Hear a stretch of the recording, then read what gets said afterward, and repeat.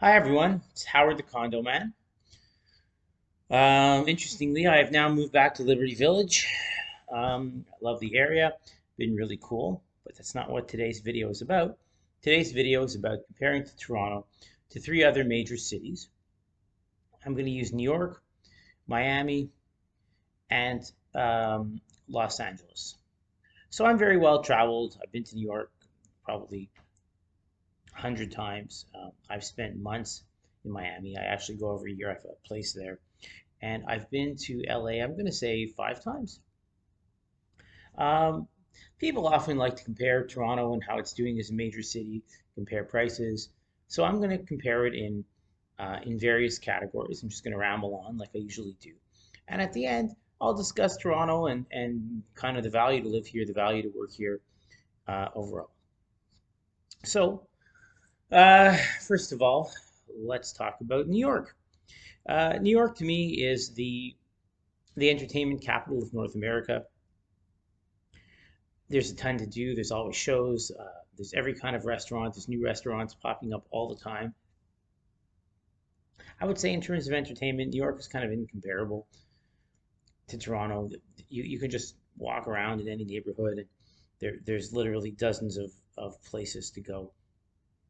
Whereas Toronto, you kind of have to plan and find things, and there might be little pockets where you enjoy something like Yorkville may have two or three restaurants you like, or Little Italy may have one or two, but there's really a plethora in every neighborhood in New York.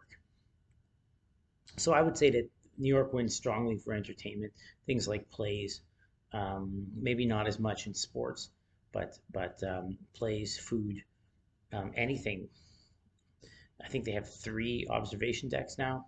I think it's three with the edge walk. So you can't beat New York that way. However, what is not so good in New York, actually, let me also say New York is extremely walkable, and in the last 10 years, it's become extremely bikeable. So 10 years ago, it was one of the worst biking cities. They built bike lanes on every second avenue now. I think um, on every third street. New York is one of the most bikeable cities in North America now, and that all happened in 10 years. That's a huge thing. Public transportation is amazing in New York, so getting it around in New York is incredible. Toronto has a long way to go with public transportation. What makes Toronto better than New York? Well, the cost of living is lower, and we have a whole bunch of brand new condos, so we have the best standard of living in terms of our actual residences. To live in a place in New York like I do in Toronto, it would be $5 million instead of $1.5 million. There's no comparison. That's where Toronto wins. And we can't take that for granted. Now, depending on what career you're in, or depending on if you own a business, your cost of living may be greatly overcompensated by what you earn in New York, and that's great. But if you're not in one of those businesses or one of those professions, your standard of living is going to be way higher in Toronto. I also want to add getting around North America is much easier when you live in the US than in Canada. There's more places to go to. If I was to take this even a step further, education is much cheaper in Canada than it is in the US. And the education system, in a way, which I'm not going to go into in this video, is better in Canada, in my opinion, than it is in the US. A lot of things have to do with which wealth class you fall into. That also goes for hospital care, medical care. But I'm just going to focus on what's sort of individual to the cities. Miami. Well, Miami also has more entertainment than Toronto. It's obvious. Not as much as New York, but still a lot. The weather is a huge thing. Huge. There's no snow. You can bike, walk all year without freezing. You can swim. If you have kids, they can be in the pool all year round. I love that climate. I love that weather. I can't stand winter. You can see today's the first day of snow outside my window. That's a huge thing in Miami and a huge win for Miami. Where does Miami pale in comparison? Well, jobs. There's not really a lot of careers in Miami, unless you're in the hospital system, because there's tons of seniors, and there's tons of demand, tons for nurses and care workers and doctors. However, really other businesses, there's not much of a financial industry in Miami. There's not much of a really anything industry in Miami. That's where Miami loses. You sort of have to be either own a business or be a vacationer, be retired to be in Miami all the time. To me, that's by far the biggest downside of Miami. Even the state of Florida has got lots of beautiful things. The Keys are beautiful. You can drive to, depending on which key, between an hour and a half to to 6 hours. Disney for kids. There's some great things about Florida in general, and they do have Tampa is sort of more career and more of a metropolitan city, but it's really not metropolitan, and your career options are very limited. So to me, that's the biggest downfall of Florida in general, and of Miami compared to Toronto. Standard of living is kind of comparable. Miami is not much more expensive than Toronto. Actually, I would say that other parts of Florida, even along the beach, are less expensive than Toronto when you compare apples and apples. Miami is about the same, maybe a little bit more on the beach, a little bit, but standard of living, cost of living, pretty comparable. Okay, next, Los Angeles. Los Angeles has a massive homeless problem. You walk the streets, and you see it's not just homeless people; it's drug users, and they're sort of scarier homeless people. That's the number one problem with LA.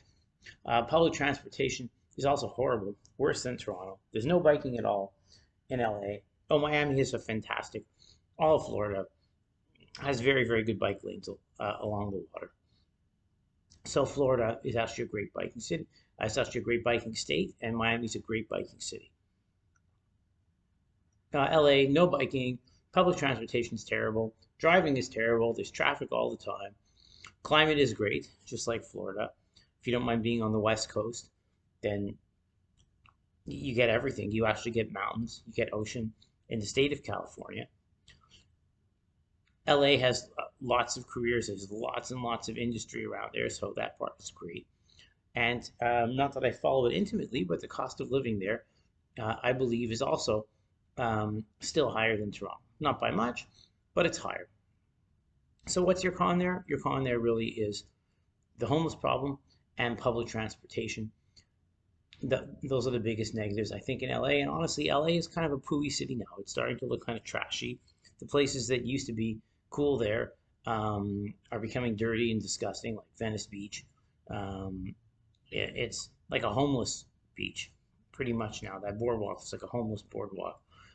The Hollywood Walk, I think that's what it was called, the Walk of Fame.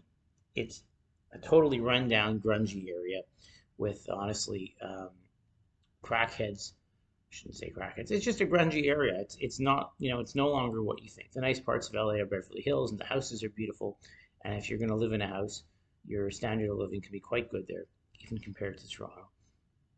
But again, those are your downsides. It might take you an hour to to get to work every day by car, and then an hour to get back. There's almost no other option. So, from an overall picture, Toronto loses on weather. Unfortunately, all of Canada loses on weather. But it wins in terms of standard of living. If you're going to live in a condo in particular, there's so many new condos in this city that you can almost guaranteed live in a new condo for as long as your budget is sort of reasonable. You can pretty much live in a newer condo, which raises your standard of living a lot. Also, you can live in most pockets of Toronto. They're all, there's definitely a range in price, but it's not massive. If you're in a newer building, the newer building is the bigger price ceiling. So the biggest win here is standard of living. The other thing is it keeps growing, and there keep popping up new things keep popping up to do, new restaurants, new entertainment, new everything, and you never know what's going to pop up next. Toronto is great like that. Biking is pretty good in Toronto. Toronto is kind of a walkable city if you're downtown, but you can't compare to the entertainment and the industry that's in New York. Nothing really does. You can't really compare to the weather in Miami, and that's why they're all different.